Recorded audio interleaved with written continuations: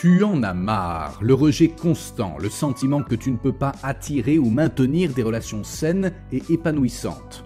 Tu veux trouver l'amour, être avec quelqu'un qui se soucie de toi et qui t'apprécie vraiment pour qui tu es. Mais quoi que tu fasses, tu n'y arrives pas. Tu vas à des rendez-vous, tu te mets en avant, mais il semble toujours y avoir un problème. Tu commences à te demander si c'est toi. Peut-être qu'il y a quelque chose chez toi qui fait fuir les gens. Eh bien, il se peut que tu aies des traits de caractère d'un homme de faible valeur qui rebute les femmes et leur font perdre tout intérêt pour toi. Ces traits sont dégoûtants pour les femmes et il n'est pas étonnant que tu n'arrives pas à attirer ou à entretenir des relations saines et épanouissantes. Il est temps pour toi de te regarder en face et de faire quelques changements si tu veux trouver l'amour et le bonheur. Mais quels sont ces traits de caractère peu valorisants et comment se manifestent-ils dans le comportement d'un homme? Et plus important encore, comment peut-on éviter d'être un homme de faible valeur et devenir plutôt quelqu'un de séduisant, confiant et capable d'attirer et d'entretenir des relations saines et épanouissantes avec les femmes? Regarde jusqu'à la fin pour le découvrir et comprendre les traits d'un homme de faible valeur et comment te transformer en un homme de grande valeur capable d'attirer et d'entretenir des relations saines et épanouissantes. Sans plus tarder, entrons dans le vif du sujet. Numéro 1. Tu es trop dans le besoin. Les hommes de faible valeur sont trop dans le besoin parce qu'ils ne sont pas capables de prendre des décisions par eux-mêmes ou d'établir des limites lorsqu'ils approchent des femmes et ont finalement recours à des comportements désespérés qui impliquent la recherche d'attention et de validation chez les autres. Les hommes en manque d'affection ne sont pas sûrs d'eux-mêmes ou de leur valeur et poursuivent donc des relations dans le but de se sentir en sécurité. Ce besoin se transforme en désespoir lorsque ces relations commencent à se dissiper. Comme ils sont incapables de gérer la situation, ils ont peur d'être abandonnés ou remplacés par quelqu'un d'autre. Les signes d'un besoin excessif comprennent le fait de gaspiller son temps et de ne pas se défendre. Les hommes qui ont besoin d'une validation constante négligent l'intérêt véritable au profit de l'attention. En bref, la gratification extérieure l'emporte sur la conviction intérieure de leur valeur. Ils préfèrent parler plutôt qu'écouter, cherchent toujours à se rassurer en offrant des faveurs ou des cadeaux et négligent le bien-être personnel au profit de choses qui peuvent leur apporter la reconnaissance de leur père. En conséquence, ce type de comportement ne fait qu'aggraver leur situation sans apporter de solution réelle, créant au contraire un cycle du « pauvre de moi » en sabotant leur capacité à avoir des liens significatifs avec les autres personnes de leur entourage sur le plan émotionnel. Numéro 2. Tu ne travailles pas sur tes problèmes d'addiction.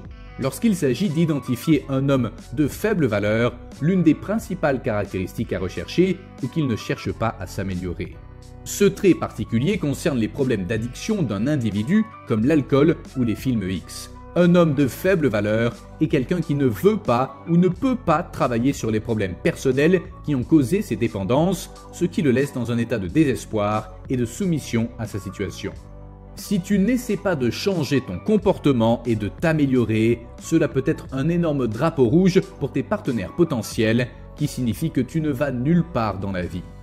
Numéro 3. Tu as une mentalité de victime. Avoir une mentalité de victime est l'un des plus grands signes d'un homme de faible valeur. Si un homme se voit comme une victime ou comme quelqu'un qui a été lésé ou traité injustement, alors il a probablement diminué sa valeur perçue aux yeux des femmes. Et il aura donc du mal à les attirer. La mentalité de victime consiste à blâmer d'autres personnes et des circonstances extérieures pour tes lacunes et tes revers, plutôt que d'assumer la responsabilité et la responsabilité de ta vie. Les personnes qui ont cette attitude ont tendance à s'isoler de leur entourage, à se replier sur elles-mêmes et à appréhender le monde de manière trop négative. Cette attitude autodestructrice t'empêche de réussir, y compris dans le domaine des relations. Lorsqu'il s'agit d'avoir du succès avec les femmes, être perçu comme une victime n'est pas attirant, car cela transmet des sentiments d'insécurité, une faible estime de soi et une dépendance à la reconnaissance des autres. De plus, cela limite également les possibilités. En blâmant les autres tout le temps, une personne peut passer à côté de nouvelles opportunités qui pourraient l'aider à faire passer sa vie ou ses relations à un niveau supérieur, simplement parce qu'il ne se sent pas assez valable ou capable. Numéro 4. Tu es trop docile. Lorsqu'il s'agit de relations, être trop complaisant peut avoir un impact négatif sur votre développement personnel ainsi que sur votre relation. Être trop docile signifie souvent donner la priorité aux besoins du partenaire plutôt qu'aux vôtres, ce qui entraîne un déséquilibre dans la relation. Un partenaire trop complaisant peut également être exploité, ce qui entraîne des sentiments de ressentiment et de colère. Un partenaire qui est trop facilement accommodant et qui accepte ce que son partenaire veut sans penser à ses propres besoins peut mener à un partenariat insatisfait et malheureux. Un trait commun à une personne trop accommodante est qu'elle est réticente à exprimer son opinion ou à s'engager dans une discussion tendue avec son partenaire. Ils sont toujours d'accord avec chaque point, même s'ils ne le sont pas eux-mêmes, afin de ne pas risquer de contrarier leur partenaire ou de se disputer avec elle. Ce type de comportement découle souvent de la peur et de l'insécurité. Peur de la confrontation ou peur d'être rejeté lorsqu'on exprime sa véritable opinion. Cela donne également l'impression que tu es de nature soumis, presque comme si tu ne peux pas et tu ne veux pas te défendre quand c'est nécessaire, ce qui est un signe que tu ne t'estimes pas assez et que tu ne reconnais pas ta propre valeur avant de t'engager dans une relation. Numéro 5. Tu as une paresse chronique. En effet, la fainéantise est souvent associée à des hommes de faible valeur, car un homme trop paresseux peut sembler ne pas être intéressé par les autres ou par le monde qui l'entoure. Il peut sembler n'avoir aucun but ou ambition et ne pas être disposé à prendre les actions nécessaires pour atteindre ses objectifs.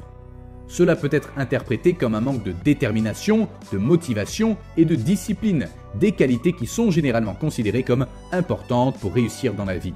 En outre, l'homme fainéant est souvent considéré comme ayant une faible estime de soi. Il peut être mal à l'aise dans certaines situations sociales, peu confiant en ses propres capacités et peut se contenter de vivre une vie de routine. Il est donc peu susceptible de prendre des risques ou de sortir de sa zone de confort, car il craint de se mettre en échec. D'autre part, la fainéantise peut également être un signe d'un manque de responsabilité et d'engagement envers les autres, ce qui peut également être considéré comme des signes d'une faible valeur. Il est possible de combattre la fainéantise en se fixant des objectifs, en se donnant des défis, en définissant des étapes pour les atteindre, en améliorant sa discipline et en s'entourant de personnes positives et motivantes. Numéro 6. Tu as une mentalité de pauvre. Beaucoup de gens pensent qu'avoir une mentalité de pauvre est quelque chose que l'on hérite de ses parents ou de sa famille. Malheureusement, ce n'est pas toujours le cas. Il est possible que quelqu'un n'ait pas ce genre d'état d'esprit naturellement et qu'il soit quand même la victime de ces tendances. Un homme de faible valeur a généralement une attitude du type « je veux ce que je peux avoir maintenant, je dois l'avoir à n'importe quel prix ». Cela peut se manifester de plusieurs façons, notamment par des décisions financières, comme contracter des prêts coûteux ou faire des achats extravagants, ou par des schémas de pensée, comme croire que vous devriez pouvoir obtenir tout ce que vous voulez sans rien donner en retour. Il est important de noter que la mentalité de pauvreté peut être surmontée en adoptant une perspective plus positive et en apprenant à se concentrer sur les opportunités plutôt que sur les obstacles. Il est également important d'avoir des modèles de réussite, des personnes ayant réussi à surmonter des difficultés similaires et de se donner les moyens de réussir à travers des formations, des lectures ou en s'entourant de personnes positives.